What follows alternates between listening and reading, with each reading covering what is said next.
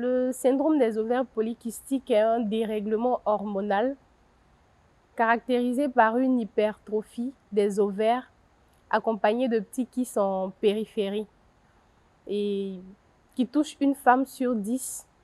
Il faut aussi signifier que c'est la première cause de l'infertilité féminine. L'idée m'est venue suite à mon expérience personnelle en 2017 lorsque je découvre la maladie. C'est par la suite de cela entre les traitements, les prises de poids liées aux médicaments, les difficultés à ovuler et tout ça. À la suite de ça, j'ai constaté que c'était une maladie qui n'était vraiment pas connue, qui était très peu connue, dont on n'en parlait pas du tout véritablement. À la suite de cela, j'ai décidé de mettre en place un média en ligne qui allait donner les informations et sensibiliser plus de femmes à connaître la maladie et à porter la cause comme moi. Les symptômes varient d'une femme à une autre. Il n'y a pas de symptômes établis au préalable. Ça peut se manifester de diverses façons, d'où une pilosité excessive. On a l'urétisme, oui, on a des femmes qui poussent des barbes. Il y a aussi le fait de ne pas pouvoir ovuler normalement.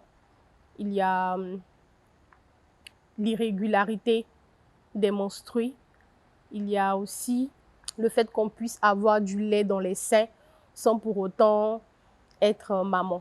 Les actions qu'on compte mener, on parle sur de long terme aussi, hein. On parle sur de long terme. Et pour l'instant, on a la journée mondiale de la sensibilisation contre le syndrome des ovaires polykystiques est pour le 1er septembre. Et à l'occasion de cette journée, on a décidé comme ça de faire une conférence en ligne sur la page qui est Tous contre le syndrome des ovaires polykystiques.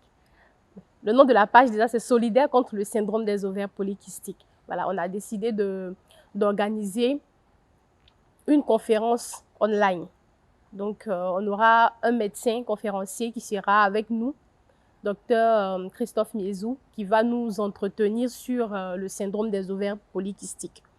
Et comme c'est un mercredi, on a décidé d'organiser une journée sportive et aussi de sensibilisation le samedi 4 septembre. Et au cours de cette journée, on va faire du sport.